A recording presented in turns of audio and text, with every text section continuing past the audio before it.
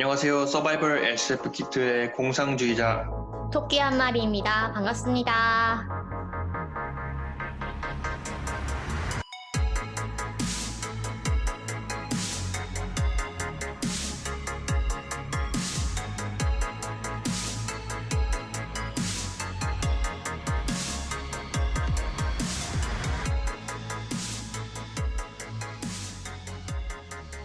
네, 지금 공상님 목소리가 약간 사이보그 같죠?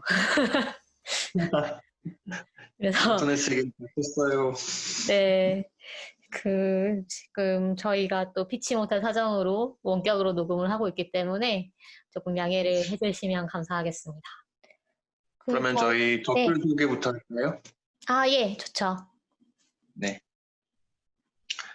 팟빵에 이제 댓글을 달아주신 분들이 계세요. 그래서 팟빵에 있는 댓글을 소개하고 넘어가도록 하겠습니다. 네. 나는 고바야시 사무엘 님이 이제 댓글을 주셨어요. 고바야시 사무엘 님이 최근 장강명 작가님 책을 너무 재밌게 봤어요. 한국 SF도 이렇게 재밌다는 걸 느끼고 그간 왜 관심을 가지지 않았나 반성도 하게 되네요. 추천해주신 다른 작가분들 책도 읽어볼게요. 방송 너무 재밌습니다. 이렇게 달아주셨어요. 감사합니다. 장강명 작가님 책은 진짜 재밌죠. 저도 좋아합니다. 사실 뭐 이분은 사실 장강명 작가님은 그냥 순문학 작가로 알고 계시는 분도 많은데, 이제 처음 시작은 좀 이렇게, SF 팬덤, PC통신 시절? 그때부터 되게 활발하게 활동을 하셨고, 그 다음에 장르 소설도, SF 소설도 많이 쓰셨고, 그 다음에 지난번에 SF 컨벤션에서도 강연을 이제 연속적으로 하시고, 뭐, 이런 걸 보시면 SF 장르에 대해서 상당히 애정을 갖고 계시고, 장르 소설에 대해서도 그렇고, 그래서 이런 SF 씬에 뭔가 비평을 하기 위한 장을 만들어야 된다, 뭐 이런 얘기도 많이 하시고, 네, 그런 분입니다. 그래서 이분이 쓴 SF 소설도 다, 네, 재밌죠. 그래서 한국 SF가 참 좀 저희가 계속 이제 SF를 많이 접하고 하다 보니까 느끼는 건데, 우리나라 SF가 고유의 뭔가 매력이 있고 그 수준이 결코 그렇게 떨어지는 느낌이 아닌 것 같아요. 그래서 맞아요. 네, 또 오히려 우리가 읽었을 때는 더 재밌는 부분도 많고 해서 좀 많이 접해보셨으면 좋겠고, 실제로 지금 좀 저번에도 소개드렸지만 알라딘에서 집계를 해보니까 SF 소설 판매량도 늘어나고 있잖아요. 그래서 우리나라 SF도 비단 베르나르 베르베르뿐만 아니라 우리나라 SF 소설도 많이 이제 좀 많은 분들이 읽으셨으면 좋겠다는 생각이 듭니다. 저는 장강명 작가님 책을 SF가 아니라 순문학으로 처음 접했던 것 같아요. 그렇죠. 많이들 그러셨을 거예요. 그래서 표백이라던가 뭐 이런 작품도 유명하죠. 그 다음은 낭만 하마님이 댓글을 이제 써주셨는데요. 네. 이벤트 있는 걸 빨리 알았더라면 해봤을 것을요.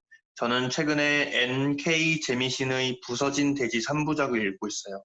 현재 2편 읽고 있는데 SF에서 보기 드물었던 지질학이라는 소재의 주인공들의 험난한 모험 속에서 계급, 젠더, 인종, 심리 문제 등등을 흥미진진하게 다뤘어요. 오랜만에 가장 몰입해서 읽은 책입니다. 강추! 이렇게 댓글을 달아주셨어요. 네. 감사합니다. 사실 재미신의 신작도 나왔죠, 최근에. NK 재미신이 최근에 단편집이 새로 나왔어요. 그래가지고 찾아보시면 검은 미래의 달까지 얼마나 걸릴까라는 책이 새로 나왔거든요. 그래서 네, 이 책도 같이 보시면 좋을 것 같고, 그래서 저희도 이제 이 재미신의 책이 정말 좋다고 들어가지고 언젠간 다뤄봐야겠다 하고 리스트에도 넣어놓고 책도 사놨거든요. 그랬는데 지금 사놓은 책이 너무 많아가지고 네, 언젠가는 꼭 다루도록 하겠습니다. 조만간 빠른 시일 내에. 이 무너진 돼지 3부작이 휴고상, 네뷸러상, 로커스상을 전부 수상했다고 하네요. 네, 그래서 부서진 돼지 3부작 중에서는 제가 찾아보니까 그 두 번째 건까지 번역돼가지고 출판이 되어 있고, 세 번째 건은 아직 안 나와 있는 상태긴 해요. 그래서 음. 되게 좀 흥미가 돋아하는 작품입니다. 그리고 그 이벤트는 저희가 이벤트가 사실은 아직도 이제 받고 있는 거죠? 네, 받고 있는데 안 보내주세요. 저희 메일 네. 저희 메일 시스템에 문제가 있는 게 아니라면 보내주시는 분은 없고요. 그래서 뭐 언제든 뭐 좀 그 마음이 끌리시면은 내가 이 SF를 접했는데 이거는 내가 직접 소개하지 않고는 못 빼겠다 이렇게 생각을 하시면 언제든 저희 메일로 보내주시면 네, 소개해드리도록 하겠습니다. 저희 메일은 survivalsfkit@gmail.com입니다. 맞습니다. 그래서 낭만하마님도 이 부서진 돼지 읽고 계신 거에 대해서 네, 보내주시면 저희가 이벤트 통해서 소개를 해드릴 수 있을 것 같아요. 맞아요. 그러셔도 돼요. 네. 네. 그래서 오늘 그 다룰 작품으로 넘어가 볼까요? 네. 오늘 다룰 네. 작품 근데 또 어떤 뭔가 작품인가요? 그 시리즈물이잖아요. 그쵸? 그, 그 제가 읽는데 그러니까 뭔가 되게 좀 페이지가 안 넘어가는 작품은 아닌데 너무 양이 많아가지고 심지어 뒤로 갈수록 더 두꺼워지더라고요. 그래가지고 맞아요. 시기상당히 네. 두꺼워요. 뒤에 가니까 막 600쪽 막 이렇게 되는데 한 권에 그래가지고 좀 힘들었는데 어쨌든 오늘 다룰 작품 뭐죠, 공상님?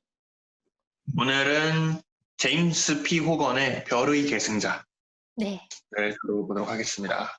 네, 별의 계승자는 지난번에 저도 좀 소개를 드렸던 것 같은데 일본에서 아주 인기가 많은 작품이에요.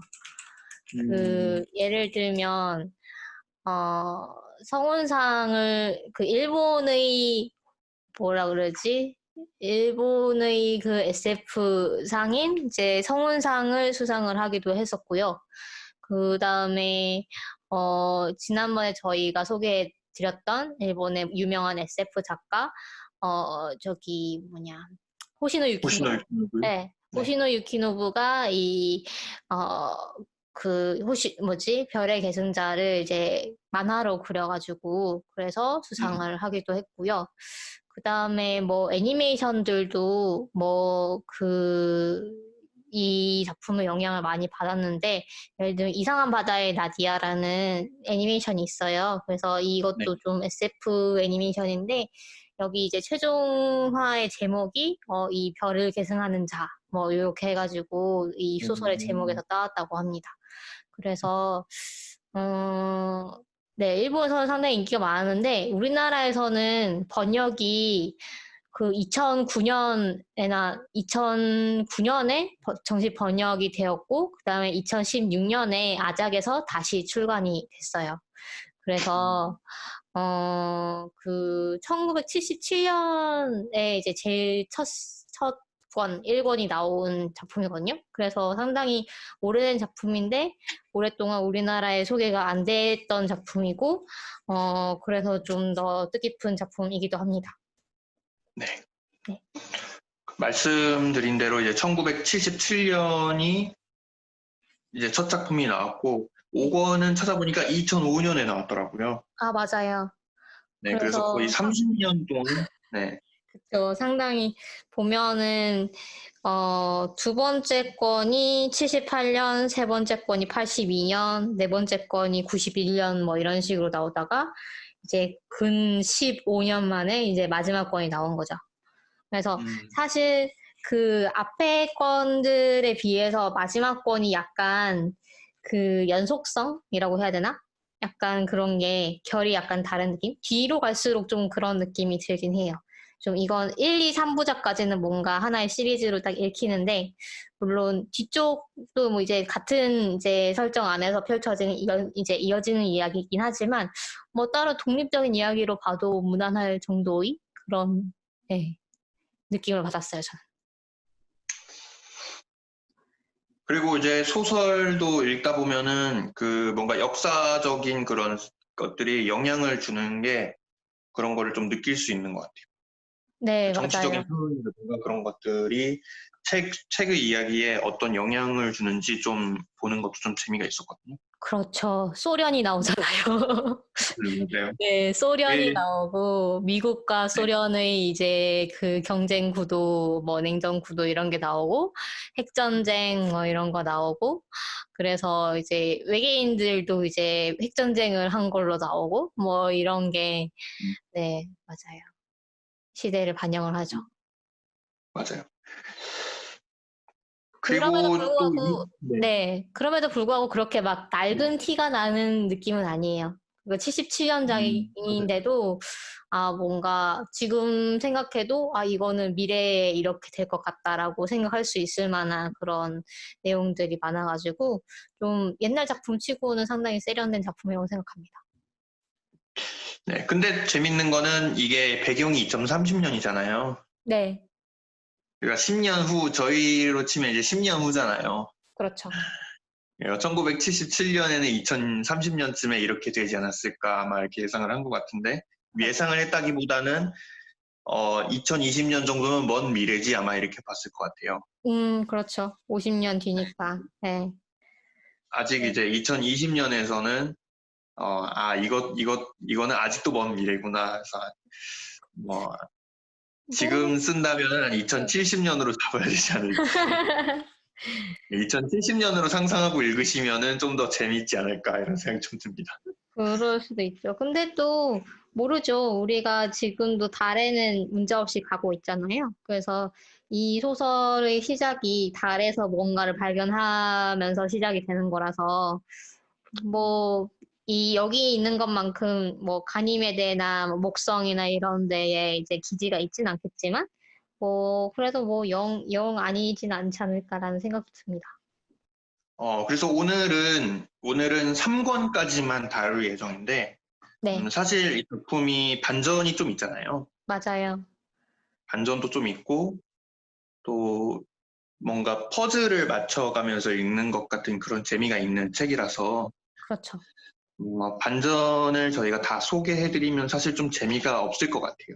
네, 그래서 제 생각에는 1권 정도만 좀 소개를 해드리고, 네, 2, 3권은 그냥 간단하게 어떤 내용인지 대략적으로 정말 한 줄로만 설명해 드리는 식으로 좀 소개를 해 드리려고 해요.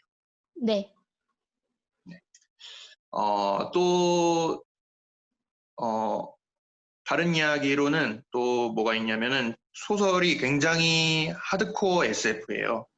그렇죠. 네, 네, 그래서 작품 내에서 뭐 등장하는 개념이나 이론 같은 거, 예를 들어 뭐 물리학 이론 같은 게 뭐 새로 나온다거나 그러잖아요, 소설 안에서. 네.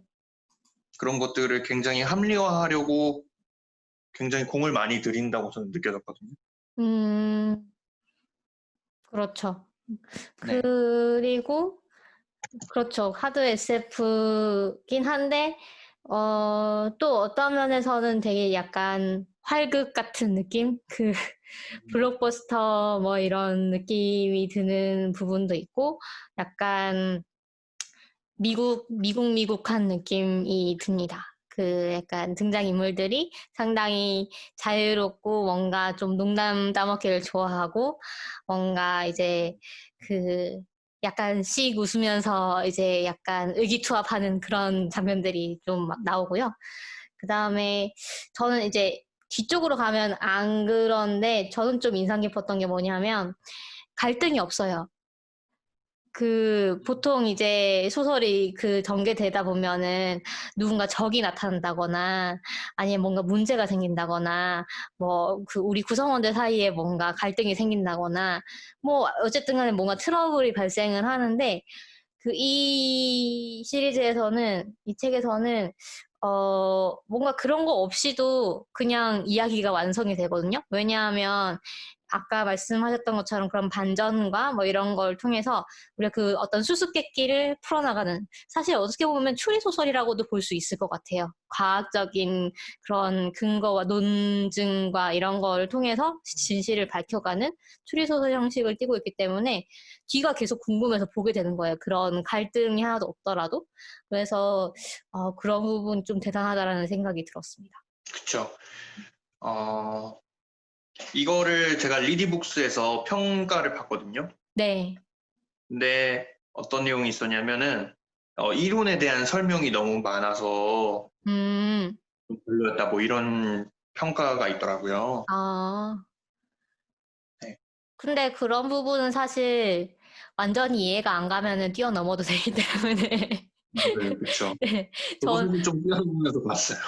네, 저는 그냥 이제, 좀 어려운데 싶으면 그냥 좀 넘어가고 봤거든요. 근데 그렇게 해도 뭐 그렇게 문제는 없고, 그래서, 어, 그리고 뭐 작가도 약간 그런 부분들을 좀 여러 번 설명을 해요. 예를 들면 이제 어떤 중요한 개념에 대해서는 다른 인물한테 소개하는 부분에서 내가 이런 걸 발견했는데 뭐 이런 것 같아. 그러면은 상대방이 이러이러하다는 거지. 뭐 이러면서 이런 식으로 좀 설명을 좀 쉽게 풀어서도 반복해서 해주기 때문에 그렇게 뭐 어렵다는 그런 느낌은 들지 않았습니다. 그래서 뭐 이렇게 겁먹으실 필요는 없고 그냥 뭐 좀 이해가 안 된다 싶으면 그냥 넘어가면은 뒤에 또 설명이 나오는 그런, 네, 그렇게 생각하시면 될 것 같아요. 네, 그래서 이제 본격적으로 좀 설명을 해드리자면 네, 배경 설명을 먼저 해드려야 될 것 같아요. 네, 그래서 시간적 배경이 2030년쯤인데 아직 소련이 존재하고 공산주의도 아직 있는 그런 그렇죠. 상태고, 네, 그래서 냉전이 종식이 됐어요. 네, 냉전이 종식돼서 이제 군비 경쟁이 없어지고 우주 개발이 가속화가 돼가지고 유엔 우주군이 창설되고, 그래서 목성의 위성까지 인간의 개발이 확장된 그런 상황이 이 배경입니다. 그렇죠. 여기서 군비 경쟁이 없어졌다는 게 좀 핵심인 것 같아요. 그래서, 맞아요. 네, 계속해서 이제 좀 시리즈에서 일관되게 나오는 게, 좀 이 작가는, 어, 약간 이상주의자적인 부분도 있고, 그러니까 좀 이상을 꿈꾸는 것 같아요. 좀 우리 인류가 싸우지 않고 뭔가 이제 힘을 합치면 지금보다 훨씬 더 큰 이제 잠재력이 있다. 뭐 이런 거를 믿고 있는 사람이고, 그래서 이 소설 안에서도 상당히 그런 이상적인 부분들에 대해서 많이 그리고 있고, 그러나 이제 인류가 어떤 못난 부분들이 있다는 거, 우리가 사실은 그런 공격적인 그런 성향이라던가 이런 것 때문에 우리가 이제 헛발질을 많이 했다는 것도 이분은 알고 있고, 그런 걸 좀 이렇게 소설의 요소로서 활용을 하거든요. 뒤에 보시면 아시겠지만. 그래서 네, 이 군비 경쟁이 없어지면 우리가 우주 개발을, 이 목성의 위성까지 우리가 개발을 할 수 있을 정도로 할 수 있다라는 얘기인 것 같은데, 뭐, 저도 뭐 비슷하게 생각을 하고, 사실 우리가 북한과의 관계에서 얼마나 그, 이 군사적 긴장을 유지하기 위해서 이제 군비를 많이 쏟아부어야 하는가를 생각을 해보면은, 그렇죠. 뭐, 남자분들은 군대로 가야 되고, 그렇죠. 네. 그런 게 있습니다. 맞아요. 네. 특히 5권을 읽으면은 뭐 이거는 그 뭐 냉전 시대의 우화인가 이런 생각이 들 정도로 거의 그런 생각이 듭니다. 네. 그리고 또 그 아서 클라크 소설도 생각이 나더라고요. 이런 장면들을 보니까 아서 그렇죠. 클라크의 그 소설 중에 뭔 소설인지 제가 까먹었는데 낙원의 셈이었나? 거기 유년기의 끝이었나? 유년기의 끝이었던 것 같아요. 거기서도 네. 소련이랑 미국이 나오는데 둘이 이제 과학 경쟁을 하는 그런 게 나오거든요. 음, 당시 그, SF의 약간 좀 흔한 배경이었나 이런 생각이 좀 들어요. 그렇죠. 어슐러 르긴 작품에도 그런 거 있잖아요. 저번에 말씀해 주셨던 그 행성 두 개에 빼앗긴 나오는 자들? 네. 네네 맞아요 네, 맞아요. 네. 빼앗긴 자. 그쵸. 거기도 이제 소련과 미국을 좀 운유하는 그런 두 나라가 나오고, 그래서 뭐, 그래서 이 별의 계승자 책을 보시면 뒤쪽 커버에 그 아이작 아시모프가 했다고 이제 인용이 된 그 평가가 나오는데 이것이야말로 순수한 과학 소설이다. 아서 클라크는 이제 자리에서 내려와라. 라는 아주 아주 도발적인 멘트를 여기다가 인용을 했는데 아서 클라크 팬은 좀 되게 기분 나쁘실 것 같다는 생각이 들었습니다. 근데 아서 클라크랑 아이작 아시모프랑 친구 아닌가요? 제가 알기로는. 그러니까요. 네, 그래서 오히려 부담 없이 말한 것 같아요. 네. 농담으로 한 게 아니라. 네. 그럼에도 불구하고 이걸 이제 책 홍보 카피를 썼다는 거 네. 상당히 네, 과감한 시도가 아닌가 하는 생각이 듭니다. 그래서 좀 주요 등장인물을 소개를 해드리면 3명 정도가 있습니다. 주요 등장인물은. 네, 일단은 빅터 헌트가 주인공이에요. 그렇죠. 빅터 헌트는 이제 이론 물리학자이고, 뭐를 발명을 했냐면 일본에서 나오기로는 무슨 약간 CT 같은 거를 찍는데 더 세밀하게 찍을 수 있는? 그렇죠. 뭐 약간 전자현미경 같은 느낌으로 생각하시면 될 것 같아요. 근데 내부를 볼 수 있는, 내부까지 볼 수 있는 네. 그런 거를 발견을 한 것 같아요. 그래서 발명을 말장난을 네? 발명을 했죠. 발견이라기보다는. 발명을. 네. 말장난을 굉장히 좋아하는 캐릭터로 나와서 네. 작품 내내 말장난을 이용해서 뭐 암호 문구를 전달한다든지 하는 장면이 계속 등장을 합니다. 뒤에 막 이렇게 십자말풀이 뭐 이런 거 네네, 나오거든요. 네. 네. 그리고 또 단체커 교수라는 사람이 있고, 네. 이 사람은 생물학자입니다. 그렇죠. 네, 근데 생물학자인데 성격이 굉장히 좀 고집이 세고 그다음에 좀 외골수인 걸로 나오는 것 같아요. 맞아요. 그래서 약간 비호감 캐릭터로 나오는데 뭐 뒤로 갈수록 좀 활약을 하죠.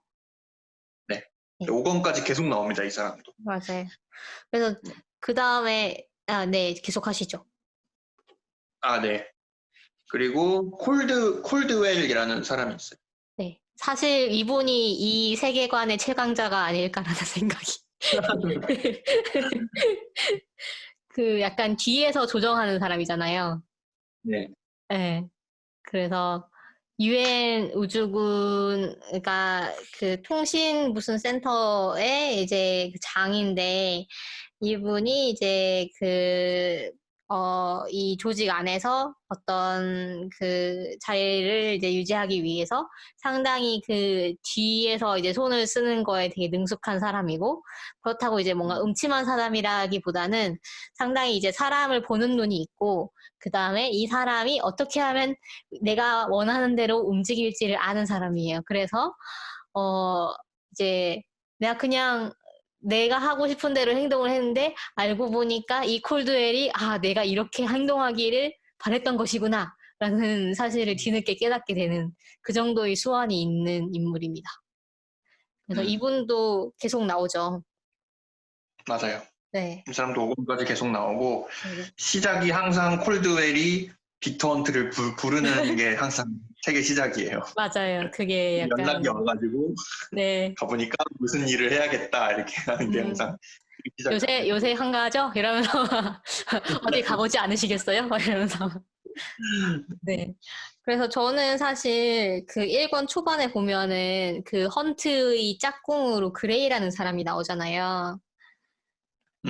조수죠? 네, 조수라기보다는 친구 같은 파트너? 그래서 헌트가 이제 부상을 하면 그레이가 그걸 실제로 구현을 해주는 식으로 나오는데, 저는 이 그레이도 뭔가 주인공인 줄 알았거든요. 근데 페이크더라고요. 1권에 잠깐 나온 거 안 나오죠? 네, 엄청 초반에만 잠깐 나오고 그냥 증발을 합니다. 그래서 여러분은 속지 마시길. 그래서 이제 1권의 주요 내용을 좀 설명을 해드리려고 하는데 어떤 소설인지 좀 알려드리려고 하는데 네, 일단은 스포 위험이 있습니다. 네, 스포일이 단도는 저희가 설명을 안 할 건데 네, 반전은 마지막에 설명을 할게요. 마지막에 설명을 할 건데 근데 그래도 스포하기 전에 이 정도는 얘기해도 될 것 같아요. 그 책 커버에 있는 내용이니까, 네. 네, 일단 이 책에서 이제 어떤 수수께끼를 푼다고 하잖아요. 그래서 네. 1권에서 풀고자 하는 수수께끼는 이것입니다. 달에서 그 사람들이 그 우주 비행사의 시체를 하나 발견을 해요. 우주복을 입고 있고 안에 이제 미라처럼 되어 있는 시체를 발견을 하는데, 근데 그 시체를 이제 동위 원소 이 분석을 해보니까 5만 년 전의 것으로 밝혀집니다. 그래서 네. 게다가 그 안에 있는 게 외계인도 아니고 그냥 인간이에요. 인간이랑 똑같은 이제 골격을 가지고 있고 똑같은 구조를 가지고 있는 호모 사피엔스. 그래서 그러면 DNA도 이게 완전히 똑같아요. 네, 그러면 이게 도대체 어떻게 된 것인가? 얘는 도대체 어디서 왔고, 이 정체는 뭐고, 뭐 이런 것들을 이제 과학자들이 뭐 이럴 것이다, 저럴 것이다, 각종 가설을 내세우면서 이게 왜 틀렸고, 이게 왜 맞고 이런 걸 논증을 하고 막 경쟁을 하고 하면서 이걸 풀어가는 과정을 그린 게 1권입니다. 네. 그래서 이제 말씀드린 대로 달에서 이제 인간 시체가 발견이 되고 5만 년 전 것으로 이제 나오는데 유엔 우주군이 이 시체를 찰리라고 명명을 하죠. 네. 그래서 과학자들이 두 가지 주장 사이에서 이제 대립을 하게 돼요. 네, 지금부터 좀 스포니까 이제 재밌게 읽으실 분은 이제 그 책을 먼저 읽고 방송을 들어주시면 될 것 같습니다. 네. 네. 그래서 그 첫 번째 주장은 이 찰리가 고대인이다라는 주장이 있고 두 번째는 외계인이다라는 주장이 있어요. 네. 그렇죠. 그래서 고대인이라는 거는 이제 지구에 살았던 아주 옛날 사람인데 그런 거죠. 사실 로스트 테크놀로지가 있어가지고, 그러니까 옛날 옛적에 우리 인간의 문명이 엄청나게 이제 달에 갈 정도로 상당히 발전을 했었는데, 그게 모종의 이유로 이제 퇴화가 되고, 그 다음에 우리는 그걸 다 이제 기억도 못하고, 그랬던 것이다. 라는 얘기죠. 음. 그래서 고대인인 이유는 인간과 DNA가 너무 똑같다. 네. 이 DNA가 뭐 한치의 오차도 없이 정확하게 똑같다. 그래서 생물학자인 단체코 교수는 이 찰리가 고대인이다라고 열심히 주장을 합니다. 네. 그런데 이제 반면에 네. 네. 소개하시죠. 네네. 말씀하세요. 그래서 이 고대인인 이유가 그건데 또 고대인일 수 없는 이유도 있죠. 왜냐하면 그쵸. 이제 그러면 그 옛날에 있었던 많은 이제 과학 기술과 이런 유적들은 다 어디 있는 것이냐. 우리가 지구를 이제 사사들이 찾아봐도 그 한 번도 그런 흔적을 발견한 적이 없는데 그러면은 이제 그 흔적을 우리가 발견할 수 없는 이유는 무엇일까? 뭐 이렇게 반박을 할 수가 있죠. 네. 시간이 오래됐다 해도 그 정도로 고고학적으로 아무것도 없을 수가 없다는 그렇죠. 것은 불가능하다라고 이제 주장을 하죠. 네. 네. 또 외계인이라는 증거가 또 몇 가지 발견이 되는데 네. 찰리의 소지품에 이거는 같이 맞춰보시면 좋을 것 같아요. 찰리의 소지품에 어떤 문서가 발견이 되는데 네. 문서가 그 표 같은 건데 표에 이제 숫자가 써져 있는 거예요. 네. 그러니까 그래서 숫자인지는 모르겠는데 숫자라고 추측을 하는 거죠. 이 주인공들이. 그렇죠. 이제 그 수첩 같은 걸 발견을 하는데 이 이제 수첩에 쓰여져 있는 게 우리랑 다른 문자로 되어 있고 그래서 이 문자를 해독을 하기 시작하죠. 그래서 네. 뭐 예를 들면 뭐 이런 숫자 같은 게 이제 등장하는 거 같은 거 보면은 이게 약간 뭐 예를 들면 예를 들면 센티미터랑 인치랑 뭐 이렇게 변환해주는 그런 표 같은 게 아닌가. 뭐 이렇게 생각을 하거나 아니면 이제 주기적으로 반복되는 게 있으면은 이게 혹시 달력이 아닐까라고 추측을 하거나 뭐 그다음에 그림 같은 거는 이거는 지도가 아닐까 이렇게 추측을 하는 식으로 좀 네. 하나하나 해석을 해갑니다. 네. 그래서 이 달력이라는 거를 밝혀내는 장면도 어떻게 보면 굉장히 재밌어요. 그렇죠. 이게 월이 나눠져 있고 숫자가 어디부터 어디까지 반복이 되고 그 다음에 이게 월이라는 개념이 있다라는 것을 통해서 이게 달력이라고 추측을 하잖아요. 물론 이게 확정적인 건 아니다라고 이제 책에서 계속 나오지만, 네. 근데 그리고 그 1년이 이제 1700일인 걸로 나와요. 네. 날짜를 합해보면. 네. 그래서, 그 당시에 지구의 이제 그 공전을 생각해보면 1700일은 불가능하다라는 것을 이제 근거로 찰리가 외계인일 것이다 이렇게 주장을 하게 되죠. 네. 이게 이제 빅터 헌트의 주장입니다. 그리고 음, 또 지도도 말씀드린 대로 발견이 되는데 지도에 있는 해안선 그림을 이제 지구하고 비교를 해보면은 지구의 어느 곳과도 일치하지 않는다라고 네. 이제 결과가 나오죠.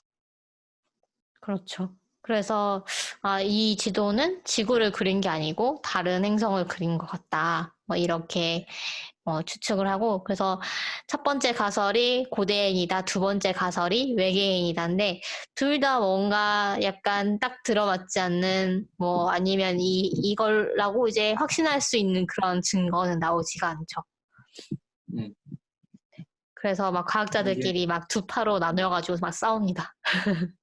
맞아요. 네. 그래서 처음에는 고대인인 게 이제 우세하죠. 단체콕 유수가 거의 이제 좀 주장을 엄청 확실하게 하고 그래서 사람이 또 굉장히 고집이 세니까 네. 그래서 좀 왜냐하면 그 외계에서 온 생물인데 우리 인류랑 완전히 똑같을 확률이 없다는 거죠.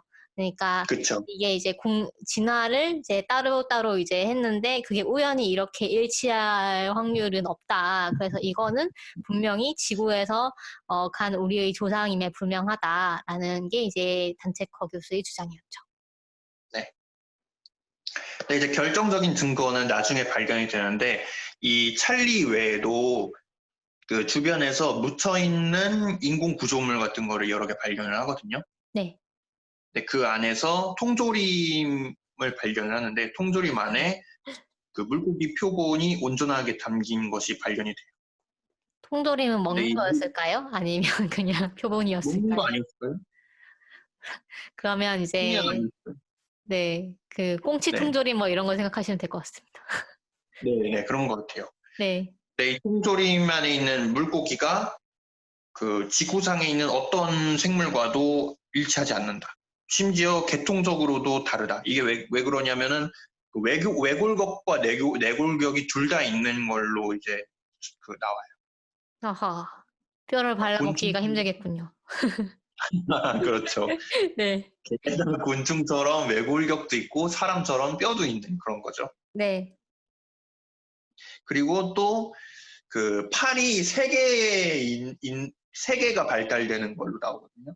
음, 팔이 네 개고 다리가 두 개, 네, 한 쌍 이렇게 발달되는 걸로 나오고 또 뭐가 있냐면은 그 순환기관이 두 개 있는 걸로 나와요. 그렇죠. 네, 우리처럼 심장하고 그 혈관 이렇게 순환기관이 하나 있는 게 아니라 순환기관이 두 개가 있는. 네, 그래서 사실 뭐, 그, 인간 몸속에도 뭐, 림프관이나 뭐 이런 걸 순환계로 본다면 뭐, 여러 개 있다고 생각할 수도 있긴 한데, 그, 우리가 이제 혈액이 도는 것만 생각을 해보면은, 이제 그 심장에서 나와서 이제 동맥을 타고 이제 또 정맥으로 들어오는 뭐 이런 개가 하나 있잖아요. 근데 이 사람들은, 뭐, 예를 들어 심장이 두 개 있는 것처럼 생각을 하셔도 될 것 같은데, 뭐 자세히는 안 나오지만, 이 피가 흐르는 계통이 하나 있고, 그 다음에 다른 게 흐르는 계통이 또 하나 있는 거죠.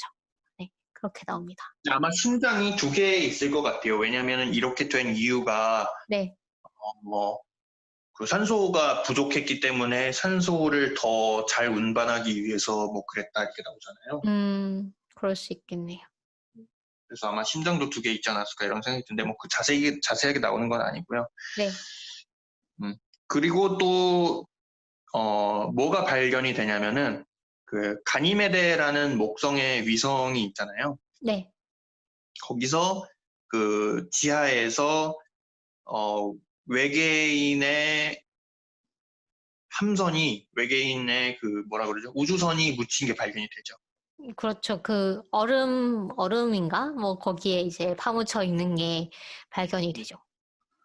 네, 그래서 이걸 뚫고 들어가 보니까 외계인의 시체가 있는데 사람보다 키가 훨씬 크고 그 통조림에 있었던 물고기와 같은 계통을 공유하는 그 동물인 그 지적 생명체인 네. 걸로 나오죠. 그래서 이족 보행을 하고 팔은 두 개인데 한 쌍이 퇴화된 흔적 기관이 있는 걸로 나오고 그리고 그런 손가락이 6개였죠. 네, 엄지가 두 개죠. 네. 네. 그리고 또 이 우주선에 또 뭐가 발견되냐면은 동식물의 표본이 발견되는데 이 동식물의 표본이 그 5만 년 전, 5만 년 전이 아니고 더 훨씬 오래 전에 있었던 지구의 그 동식물들, 예를 들어 뭐 그렇죠. 말의 조상이라든지 그 조그만한 말 그런 조상이라든지 그런 것들이 이제 우주선에 잘 보존이 되어 있는 걸로 발견이 됩니다. 네. 그래서 그 그리고 올리고세의 동물들이라고 나오는데 한 2,500만 년 전이라고 나오죠. 음, 네. 그래서 거기서 발견된 그 외계인을 이제 사람들이 가니메데인 또는 거인이라고 지칭을 하게 됩니다. 반면에 네, 찰리 같은 이제 인종은 월인, 그러니까 달에서 네, 발견되었으니까 월인이라고 지칭을 하게 되고요. 그래서 거인이라고 한 이유는 이제 이 사람들은 신장이 2.5m 정도로 이제 큽니다, 우리보다. 그래서 음, 그렇게 붙였고, 그래서 그러면 진짜 수수께끼가 더더욱 깊어지는 거죠. 월이는 뭐고, 그럼 이 가니메데이는 뭐고, 얘네는 왜 지구의 생물을 싣고 가고 있었고, 뭐 이런 것들에 대해서 점점 이제 더 많은 수수께끼가 생겨나게 됩니다. 그리고 서로 뭐 연관이 있는지 없는지도 이제 모르는 거죠. 그렇죠. 왜냐하면 시대가 너무 차이가 나니까 5만 년 전의 이제 월인이 발견된 거고, 이 가니메데에서 발견된 우주선은 2,500만 년 전 거고, 그러니까, 네. 그리고 또 뭐가 발견되냐면 달에서 핵 폭발이 있었다는 증거가 이제 발견이 돼요. 네. 그리고 달의 뒷면의 토사의 구성 성분이 달 전체하고 또 다르다는 것이 밝혀져요. 네. 흙의 성분이 다르다는 거죠. 네. 이게 도대체 뭔 연관이 있냐 이렇게 생각하실 수가 있는데 그 월인이 가지고 있던 문서가 이제 해독이 되기 시작하거든요. 이 네. 문서가 이제 너무 오래돼가지고 문서를 펼 수가 없어요. 책 같은 건데 펴면은 뭐 문서가 다 바스러질 정도로 옛날 것인데 이거를 이제 비터 헌트가 만든 그 3D 그 현미경을 이용해가지고 네. 문서를 이제 해독을 하죠. 네. 네, 그래서 그 찰리가 어, 지금은 없는 화성과 목성 사이에 미네르바라고 불리는 행성에서 왔다는 것이 밝혀집니다. 네. 그래서 그 화성과 목성 사이에 소행성대가 있잖아요. 네. 그래서 그 소행성대가 사실은 이 미네르바라는 행성이 부서져서 생긴 것이다. 라고 이제 얘기를 할 수가 있는 거죠. 네. 그래서 그 이 문서에 따르면은 찰리가 가지고 있던 문서에 따르면 월인들은 이제 미네르바가 기후 변화가 있어가지고 더 이상 살 수가 없었어요. 그래서 지구로 이주를 계획하기로 하는데 기술력과 자원이 모두 부족해가지고 누가 지구로 가야 되냐 이런 걸 가지고 싸웠던 것 같아요. 네. 그래서 두 국가로 나뉘죠. 람비아라는 국가하고 세리오스라는 국가로 나뉘어서 전쟁을 하는데 네. 그 결과로 이제 대량 살상 무기 같은 것도 쓰게 되면서 미네르바라는 행성 자체가 대파가 되었다. 이게 그렇죠. 결론이 납니다. 공멸하였다. 뭐 이런 거죠. 네. 네. 근데 아직까지 의문점이 남아 있는데 월인들이 도대체 달에 어떻게 있느냐라는 의문점이 있었어요. 그렇죠. 얘네는 지구로 가는 것도 힘들어가지고 막 그렇게 싸웠던 건데, 네.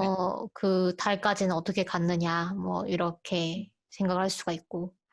그 다음에 그 기록 같은 걸 보면은 얘네들이 이 행성, 그 미네르바랑 이제 통신을 거의 실시간으로 했던 걸로 나오거든요. 근데 이제 지구와 이제 미네르바 사이의 거리라면 그렇게 실시간으로 이제 통신을 할 수가 없을 것이다. 라는 얘기도 있고, 그 다음에 또 이제 그 달에서 이 미네르바를 바라다 본 것 같은, 그러니까 미네르바에서 막 핵폭발이 일어나고 뭐 서로 전쟁하고 요런 거를, 또는 이제 그 달에서 또 이제 미사일을 이제 미네르바로 쏘고 뭐 이런 내용들이 나오는데, 사실 그렇게 하기에는 너무 먼 거죠. 이제 지구와 미네르바 사이에는.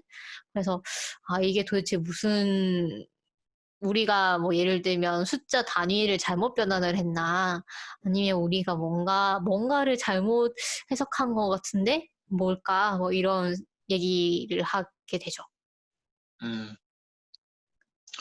그래서 여기까지가 이제 좀 과학자들이 논쟁한 내용이고, 네. 저는 근데 읽다가 제가 여기까지 읽고 알아챘어요. 아, 그래요? 네. 그러면은 이렇게 되면 되지 않나 이렇게 생각을 했는데 이게 맞더라고요. 네. 네, 아, 그래서 네, 네. 그쵸. 저도 좀 약간 생각했어요. 맞아요. 음, 음. 결론을 이제 말씀을 드릴 건데 이것도 네. 이제 이건 진짜 스포니까 네, 맞아요. 정말 그래서 이게 네, 네, 여러분도 생각해 보시면 좋을 것 같아요. 이 모순을 어떻게 하면 해결할 수 있는가? 음, 뭐, 네, 쉽게 뭔가, 네, 생각이 드실 수도 있고. 네, 네.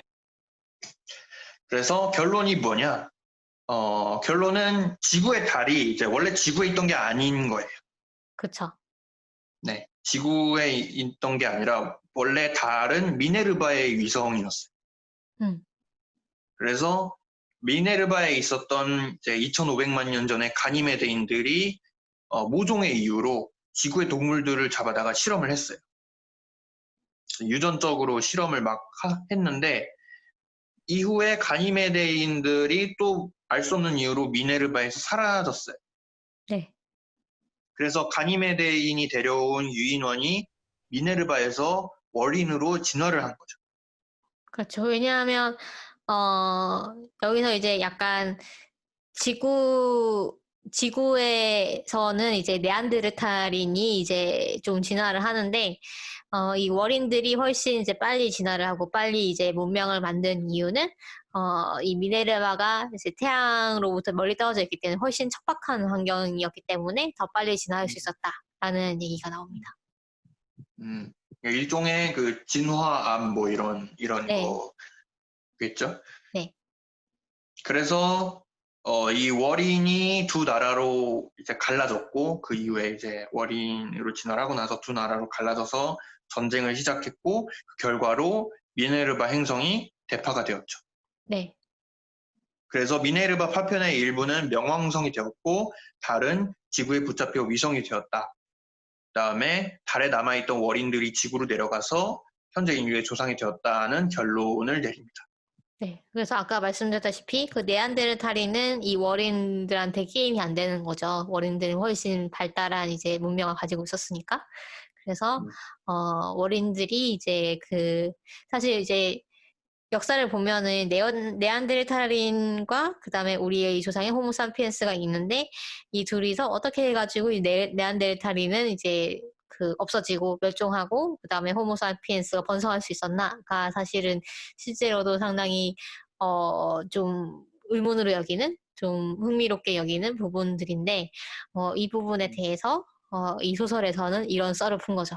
월인들이 이제 음, 지구로 내려가기 때문에 그렇게 된 거고, 사실 이제 이 달이 이제 지구로 붙잡혀 오면서 뭔가 환경 변화 이제 뭐 원래는 이제 지구에 조석이 없었는데 조석이 생기게 되고 또 지구의 하루도 상당히 길어질 거고 그런 식으로 이제 기상이변 같은 게 많이 생길 건데 그런 과정에서 이제 사실 이 월인들이 갖고 있던 과학기술 문명이라든가 이런 게 점점 퇴화되면서 결국 우리 인류가 이 월인 역사는 기억하지 못하는 상태로 원시인 상태로 이제 퇴화된 게 아닌가라는 게 일권까지의 스토리입니다.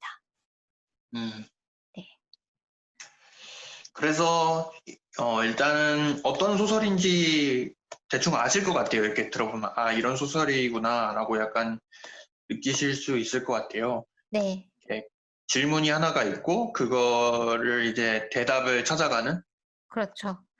그런 네. 느낌인 것 같아요. 이제 그래서 1권, 네.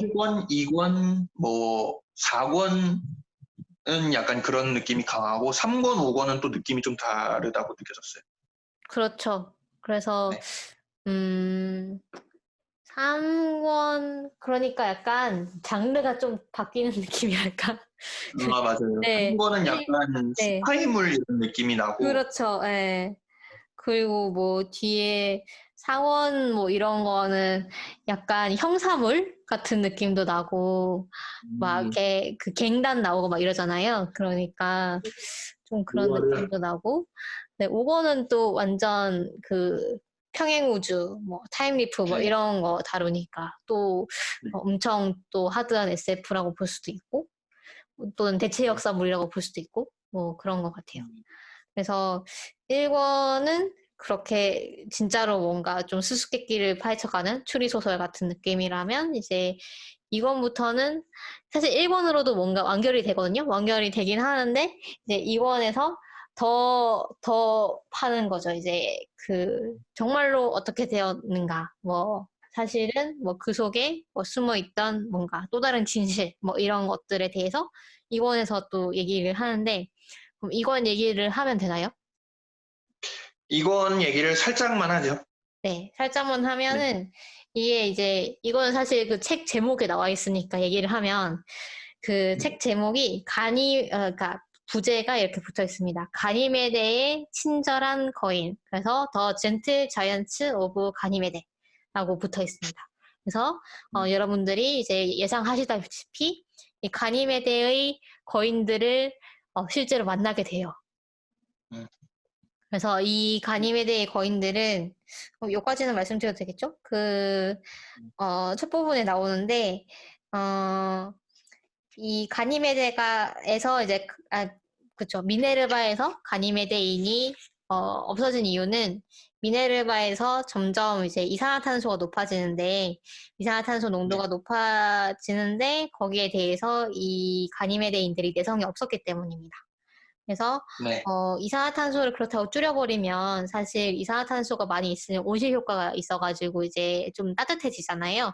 그래서 음, 이 행성은 이제 안 그래도 추운데 그래서 그 태양이랑 멀리 떠져 있기 때문에 춥기 때문에 이 이산화탄소를 그냥 없애버리면은 행성이 더 추워질 위험이 있고 그래서 뭐 여러 가지 방법을 고안을 하게 됩니다. 이 높아지는 이산화탄소 를 이제 어떻게 할까 뭐 이런 거에 대해서 그래서 그 방안 중에 하나로 그러면 태양을 좀 인공적으로 좀 더 핵융합을 좀 촉발해가지고 더 뜨겁게 만들어 보자. 그럼 우리 행성이 좀 더 따뜻해지고 그럼 우리도 이제 추워질 이제 걱정하는. 걱정 없이 이산화탄소를 줄일 수 있지 않겠냐.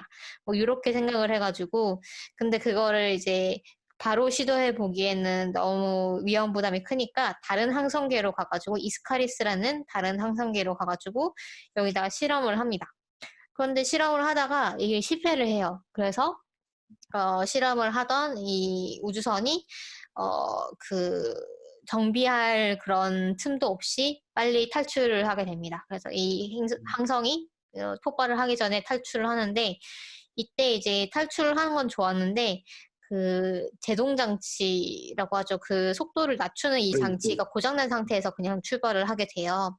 그래서 이 사람들이 상당히 발달한 이제 과학을 갖고 있어가지고 그 우주선 앞에 블랙홀을 만들고 그 안으로 추락하는 형태로 이제 약간 광속 이상의 그런 비행을 하는데 그 가서 감속 장치가 고장나 있기 때문에 가속은 했는데 그걸 감속하기 위해서 엄청난 시간이 걸려버립니다. 그래서 이 사람들이 원래는 그럴 계획이 없었지만 거의 20년 동안을 이제 항해를 했고 그 사이에 여러분들 그 인터스텔라 보면 아시겠지만 그 사이에 이제 바깥에서는 2,500만 년이 지나버린 것이죠. 그래서 2,500만 년 후에 태양계로 뿅 하고 나온 이 함선은 난데없이 이제 미네르바가 사라져 있는 거를 보게 되고, 그 다음에 그 미네르바에는 당연히 이제 가니메데인도 없고, 그 다음에 웬걸 이 지구인들이 자기네들을 맞아주게 됩니다. 음. 여기까지죠. 네. 그렇죠. 이렇게 시작되면서 이제 가니메데인과 지구인들이 만나고 서로가 뭐 어디가 어떻게 다르고 뭐 서로의 문화를 좀 교류를 하고 둘이서 뭐 힘을 합쳐가지고 뭐를 해결을 하고 뭐 이런 장면들이 나오는 게 이제 이권의 스토리인데요. 여기서 이제 그 부제에서 보다시피 젠틀하거든요. 이 자이언츠들이 이제 그 이 거인들이 가니메데인들이 상당히 젠틀하고 뭐 흥분하거나 뭐 이러는 일도 없고 이 사람들은 뭔가 태생적으로 되게 합리적이고 이성적인 걸로 나오죠. 그렇죠. 그 다음에 이 행성 이 가니 뭐지 미네르바에는 그 여기 뭐 읽어보시면 나오지만 초식 동물밖에 없는 걸로 나옵니다. 그래서 이 사람들은 그 공격성이라는 거를 진화 과정에서 가지고 있지 않았어요. 그래서 그 인류는 사실 이제 경쟁과 뭐 공격 뭐 이런 것들이 이제 본성에 남아 있다고 이제 이 책에서는 나오는데 반면에 가니메데이는 그런 거 없이 그냥 정말로 순수히 그냥 이성적인 판단으로만 이제 행동을 하고 예를 들면 뭐 그 어떤 사회에서 자기가 이 사회에 기여하지 못하는 거를 상당히 부끄럽게 생각을 하고 기여하는 거를 당연하게 생각하고 그래서 뭐 예를 들면 좀 약간 사회주의, 공산주의 사회 같은 느낌인데 이제 사람들이 게을러지는 거를 걱정할 필요가 없는 거죠. 그래서 그런 식의 약간 이상적인 사회 같은 걸 가지고 있는 걸로 나옵니다. 네. 그래서 그 지구인들을 굉장히 약간 이해를 못하는 식으로도 나와요. 네, 처음에는 이제 공격성을 가지고 있는 야만인이다. 좀, 너네는, 우리가 옛날에 너네 지구에 갔을 때 너네의 그런 모습을 보고, 너네는 분명히, 빠른 시일 안에 그냥 그 멸종할 것이다라고 생각을 했다라는 얘기를 해요. 근데 이제 네. 점점 이제 같이 어울리면서, 또 완전히 부정적인 면만 있는 건 아니구나라는 걸 좀 깨닫게 되죠. 그래서 이제 1편에서 그 몇 가지 해소되지 않은 의문들이 있었는데 예를 네. 들어 가니메데인이 미네르바에서 사라진 이유라든지 네. 동식물을 왜 지구로 데려갔는지 이런 이야기들이 이제 이권에서 또 의문이 해소가 돼요. 그렇죠. 이제 지구의 동식물을 그 배에 싣고 왜 이제 미네르바로 갔는지 뭐 미네르바로 갔는지 어떤지 모르겠지만 어쨌든 그 가니메데인의 우주선 안에 왜 지구의 동식물들이 있었는지 뭐 이런 것들이 나오고 그래서 이것도 되게 이제 재밌어요. 재밌고 저는 마지막에 보면은 그 이거 마지막에 보면 약간 또 다른 또 반전이 있거든요. 그래서 네. 이제 그 마지막에 가니메데인들이 그 자기 그 다른 가니메데인들이 아마도 피신을 했을 거라고 여겨지는 그런 별로 떠나는데 그러면서 이제 뭔가 가니메데인들이 사실은 이러이러해서 떠난 게 아닐까? 뭐 이러면서 좀 이렇게 추측을 하는 장면들이 나오는데 여기서 저는 조금 소름이 돋았습니다. 그래서 이럴 수 있겠구나 이러면서 그 좀, 그, 읽어보면 진짜 약간 그 호시노 유키노부 스타일이에요, 딱. 그 뭔가 광활한 우주에, 우리 인간의 관점보다 훨씬 더 거대한 뭔가가, 거대한 힘, 뭐 거대한 흐름, 이런 것들이 있고, 그래서 우리가 어떤 상당히 이 거시적인 측면에서 우리가 서로 이제 그 뭔가를 주고받고 그럼으로써 이제 느껴지는 이 장대함이라던가 장엄함이라던가 뭐 이런 것들이 이 별의 계승자에서도 좀 느껴지거든요. 그래서 그런 것, 그 호시노 유키노부의 책을 좀, 만화를 좀 재미있게 보셨다면, 별의 계승자도 상당히 재밌으실 것 같습니다. 음.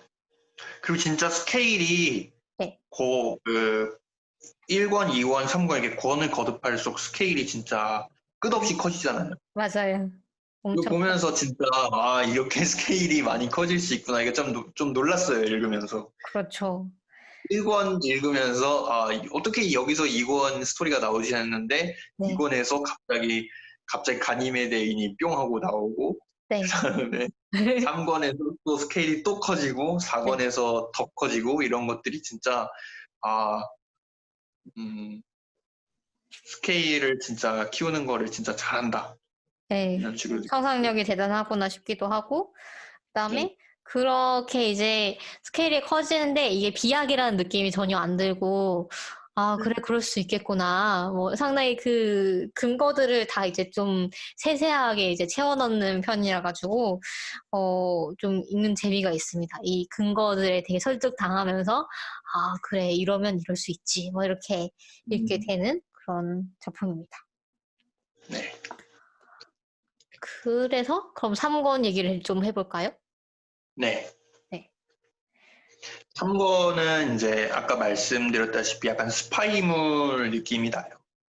네, 그 그래서 일단 부제가 투비엔이라는 거인의 별입니다. 네네 네, 거인의 별이라는 이제 이것도 약간 스포가 될 수 있는데 네. 그 이권에서 이제 가니메데인들이 자기 자신의 동포들이 있을 걸로 예상되는 네, 별로, 그쵸? 네, 떠나죠. 네, 네, 그게 이제 투리엔이라는 별인데, 네, 어, 그, 투리엔인들이 이제 지구인들하고 이제 접촉을 시도를 하죠. 네, 그러니까 이권의 맨 마지막에 지구인들이 투리엔으로 신호를 보내요. 네. 뭔가 너네들이, 그, 너네 일족의 이제 생존자가 그쪽으로 가고 있으니까 환영을 해주십시오. 뭐 그런 네, 식으로 이제 통신을 보내고, 사실 근데 그 통신이 상당히 오래 걸릴 거라고 생각을 하고, 그래서 뭐 아마 거의 소용은 없겠지만, 뭐 일단 보자라고 해가지고 보냈는데, 근데 웬걸 그게 통신을 보내고 거의 몇 시간이 안 돼가지고 답신이 오죠. 네, 네. 그래서 이게 뭐냐 이러면서 사실 이제 그쪽으로 거인들이 피신을 했다는 거는 약간 추측이었고 사실 이제 뭔가 명확한 근거는 없었거든요. 그래서 얘네들이 그냥 고생만 하는 거 아니냐 이 그 별로 떠난 이 거인들이라고 이제 걱정을 했었는데 그쪽에서 그렇습니다. 우리는 여기에 정착을 했습니다라고 이제 회신이 온 거죠. 근데 그것도 어떤 그 통신의 속도로 생각을 하면은 전혀 이렇게 빨리 올 리가 없는데 그런 빠른 답변이 와가지고 지구인들이 당황을 합니다. 왜냐면 빛의 속도를 이제 초과를 한 거니까. 그렇죠. 네. 그래서 이 투리엔인들하고 이후에 이제 교신을 시도하는데 이 투리엔인들이 사람이 아니네요. 외계인들이 교신을 안 받죠. 이후에는. 네, 안 받기도 하고 뭐 뒤에 보면은 사실 이 교신을 가로채가지고 왜곡해가지고 뭔가 지구의 정보를 알려주는 어떤 그룹이 있는 것 같다라는 음, 거를 밝혀내게 되고 뭐 네. 네. 그래서 그래서 그 음모를 피해서 네. 이제 투리엔인들에게 이제 교신을 시도하는. 네. 그래서 네. 3과에서 사실 거의 처음으로 이제 어떤 적 같은 게 나오고 그다음에 음모라던가 갈등 같은 게 나오고 그래서 약간 그 뭐라고 해야 되지? 기만 전술? 뭐 이런 게 나옵니다. 그래서 아까 네. 말씀하신 것처럼 좀 스파이물 같은 느낌이 나고, 그래서 처음에 그 소련 쪽 이제 인물도 나오잖아요. 네. 근데 이제 소련이랑 미국이 사실은 이제 이 외계인과의 그 소통을 하는 이 권리를 두고 엄청 물밑에서 막 경쟁을 하기도 하고, 근데 사실 이 소련이 알고 보니까 또 착한 사람도 있고 뭐 그래가지고 뭐 협력을 하기도 하고 뭐 이런 내용들이 나오죠. 네. 네. 그래서 이것도 뭐 스포를 좀 할까요? 스포가 있어야 뭐 될까요? 네, 해도 될 것 같은데, 그래서 네. 이제 3권을 재밌게 읽고 싶으신 분은 여기 스포일러 얼러트가 있기 때문에 네. 책을 읽고 들으시면 될 것 같습니다. 네. 그래서 그 람비아하고 세리우스하고 전쟁을 했었다 그랬잖아요.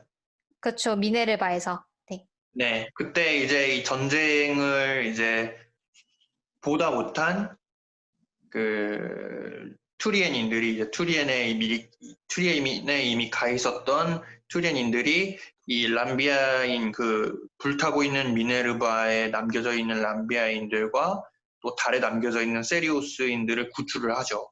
네.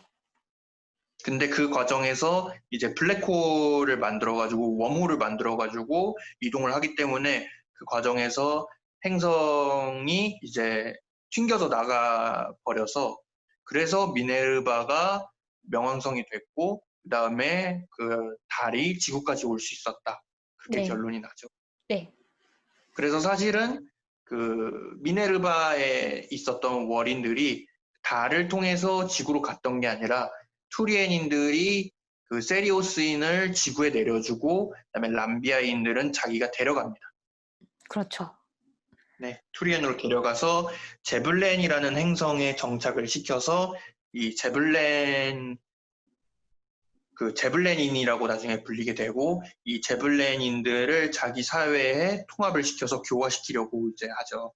네. 그래서 사실 그 투리엔 항성계에는 이제 투리엔인도 살고 있고, 그 다음에 제블렌인도 살고 있고, 그래서 같이 살고 있는 걸로 나옵니다. 그래서 이것도 되게 뭐랄까, 놀라운 일이죠. 그 거인들이 남아있는 것도 놀라운데, 거기에 인간이 같이 살고 있다고? 뭐 이렇게, 놀라운 그런 얘기고, 여기 상당히 재미있게 나오는 게, 일단 이원에서도 나오는데, 그 인공지능 컴퓨터가 나오잖아요. 맞아요. 네. 그래서 이 비기를 그렇죠. 그 2권에서는 그 가니메데인들이 타고 있던 우주선이 샤피에론호인데 그 샤피에론호의 모든 어떤 컨트롤과 그다음에 거기에 사는 사람들을 뭐라고 해야 될까요? 보장하는 그 우리 네. F의 인공지능이 누구죠? 시리처럼 네. 네, 이렇게 보조하는 인공지능 비서 또는 인공지능 네. 인격체 조락이라는 이 인공지능이 등장합니다. 그래서 조락이 인류랑 가니메데인 사이에서 통역을 계속 담당을 하기도 하고 좀 그 지구인의 정보에 대해서 상당히 호기심을 보이기도 하고 또 이제 나중에는 농담 따먹기도 하고 뭐 그런 이제 귀여운 아이로 나오는데 이 한 조락이 권, 굉장히 네, 귀여워요. 그렇죠. 네. 맞아요. 그리고 3권에서 보면은 가니메데인들이 투리엔에 있는 이 거인들도, 그런 인공지능이 있는 거를, 알게 됩니다. 이 인공지능 이름이 뭐였죠? 비자르 아니었나? 맞아요. 비기른가 예, 비자르? 비자르. 비자르가 네, 사실 비자르. 이상하다는 뜻 아닌가요?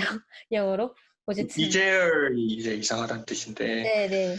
그래서 비자르라는 이름을 가진 그 인공지능이 있고, 그래서 이 비자르가, 이 조락보다 훨씬 뛰어난 인공지능이죠. 그래서, 음, 어, 상당히 뭐 다양한 일을 할 수 있는데, 그 중에 하나가, 굳이 이 성간 이동, 그 시간이 걸리는 그 이동을 하지 않고서도 육체가 직접 가지 않고서도 실제처럼 느끼면서 통신을 할 수 있는 이 기술을 이제 구현을 할 수 있습니다. 이 비자를 통하면.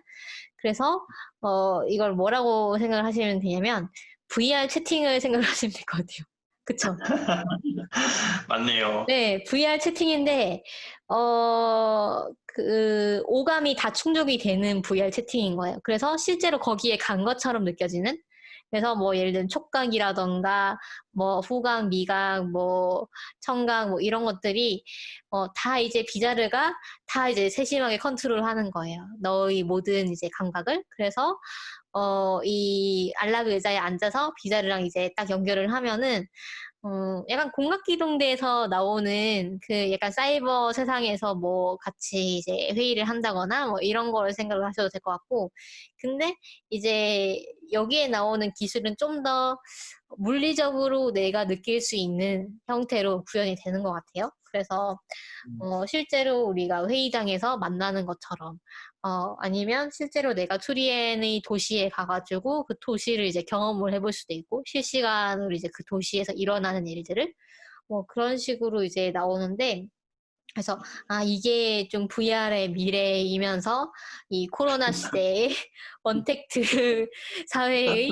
궁극적인 형태가 아닌가라는 생각을 했어요. 그래서 이런 기술들이 본편화가 되면, 예를 들면, 저는 이제 지방에 살기 때문에, 서울까지 굳이 가지 않고서도 이제 서울에서 하는 어떤 이벤트를 다 참가를 할 수가 있고, 서울에서 하는 회의도 참여를 할 수가 있고, 그러면 이제 서울 집중화를 굳이 할 필요가 서울에 이제 사람들이 너무 이제 많이 살지 않아도 되지 않나, 라는 생각을 하면서 좀 부러운 기술이었습니다. 거주 문제까지 해결할 수 있는. 그렇죠. 그래서 이게 3권이 그래도 한 80년대인가? 그때 나온 책이잖아요. 네. 맞나? 아까 제가 뭐라고 말씀드렸죠? 여기 책에 보면 80년. 3권이 그쵸. 3권이 82년에 나온 작품인데, 근데 그 시대에 이제 이런 VR 기술, 통합 기술을 생각을 해냈다는 게 참 대단한 것 같습니다. 그런 생각이 들었고요. 그 다음에 또 뭐, 상권에서 더 할 얘기가 있을까요? 스토리를 조금 더 말씀을 드리면은 네, 이 제블렌인들이 이제 사실은 람비아인이잖아요. 네, 람비아에서 왔으니까. 그래서 이 세리우스인들에 대해서도 아직 경쟁심이라든가 그런 것들이 남아있고, 또 투리엔인들에 대해서도 사실 그렇게 좋아하지 않는 것 같아요. 네, 자신들을 좀, 통제한다? 이렇게 생각하는 것 같고, 그래서 네, 그 지구에 있는 이 남은 세리우스인들이 전쟁을 계속하고 있고, 막 제3차 세계대전이 터졌고, 그런 거짓 정보를 계속 투리엔인들한테 이야기를 하면서 이 지구인들은 위험한 존재다라고 이제 계속 거짓 정보를 투리엔인들한테 흘리죠. 네, 그리고 그 와중에 그 지구에서 투리엔으로 발송하는 그 이제 무전 같은 거를 가로채가지고 거짓 무전을 이제 하기도 하고, 그렇죠. 그래서 그런 것들을 이제 피해서 제블렌인들의 뭐 음모를 막아내는 그런 게 이제 그 3권의 주요 스토리입니다. 네, 그래서 그 제블렌인의 수장이 브로길리오라는 사람이 나오는데, 이 사람이 사실 마지막에 너무 좀 찌질하게 나오잖아요.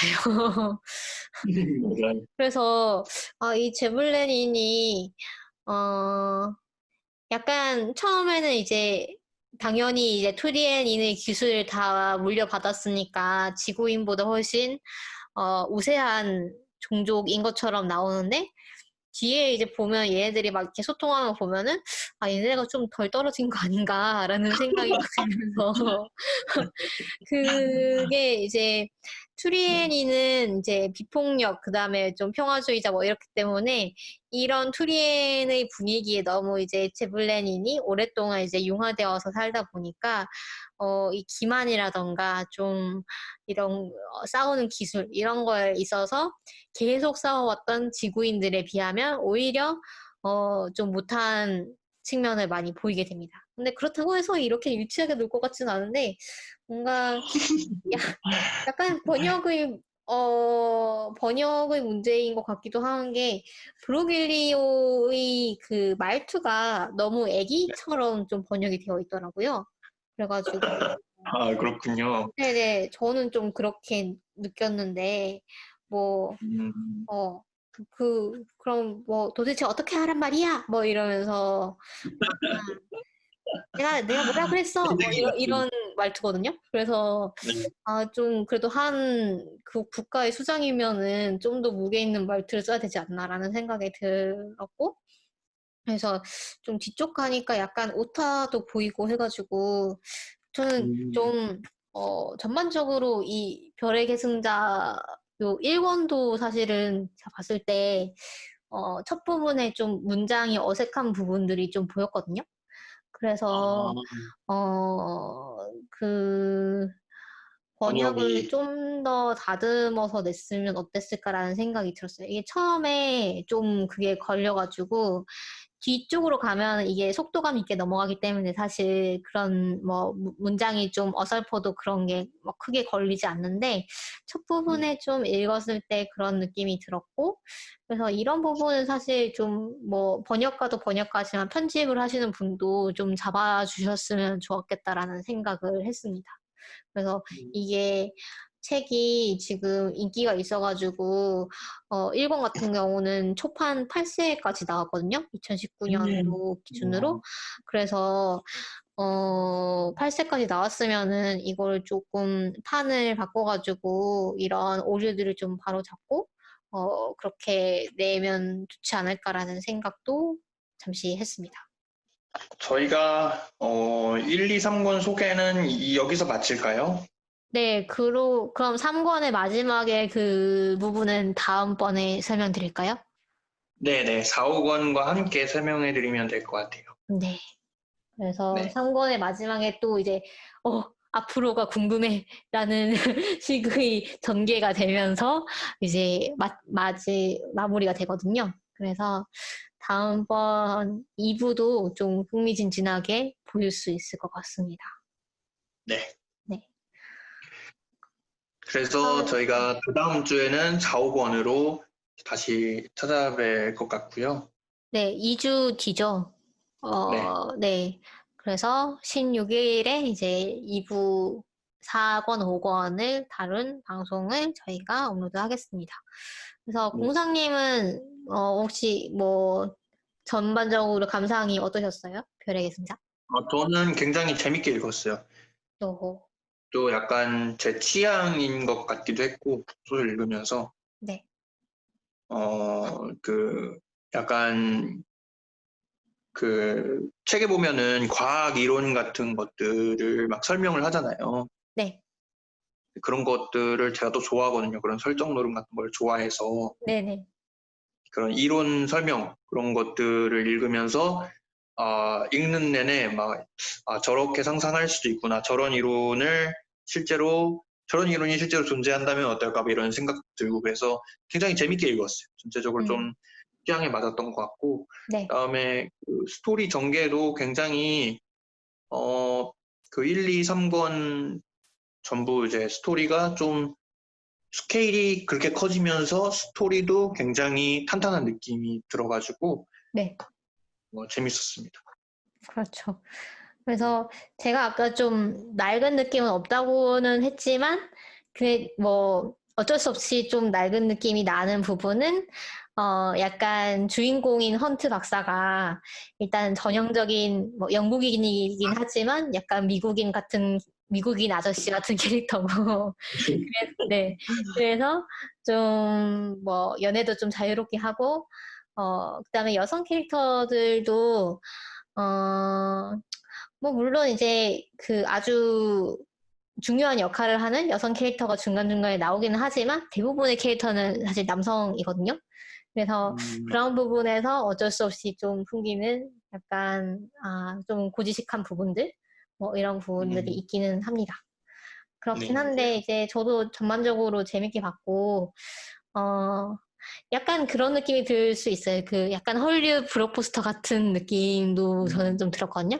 그러니까 안에 나오는 설정이라던가 뭐 이제 그 주요 미스테리라던가 이런 거는 상당히 신선한데 그 외에 인물들이 어떻게 이제 여기서 좀 갈등하고 결국 그게 어떻게 해소가 되고 뭐 주인공들의 성격이라던가 이런 것들은 아주 좀 클리셰적인 부분들도 많습니다. 그래서 좀 읽고 있으면 이 헐리우드 영화 보는 것 같다. 헐리우드 영화로 만들면 재밌을 것 같다. 뭐 이런 생각도 드실 수 있을 것 같아요. 그러면은 여기서 마칠까요, 저희 방송?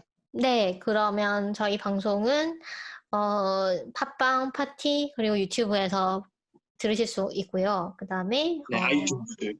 네, 아이튠즈에서도 들으실 수 있고, 그다음에 페이스북, 트위터, 그리고 인스타그램에서 소통하고 있으니까요. 뭐, 편하신 채널로 저희 방송 새 소식, 들어주시면 감사하겠습니다. 네. 네. 그리고 여러분들의 저희, 댓글은 언제든 환영입니다.